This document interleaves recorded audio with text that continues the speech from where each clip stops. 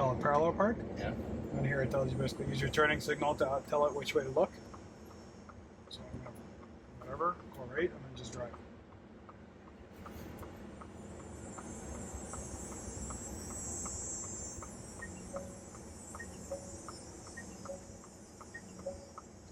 On the spot.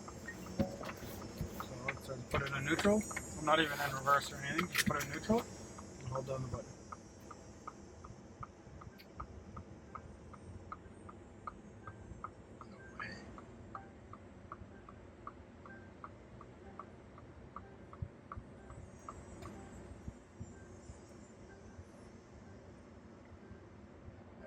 I'll tell you when I get to my favorite part.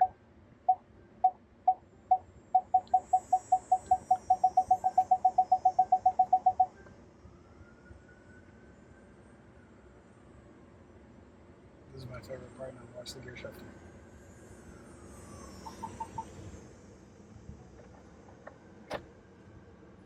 No. That's it.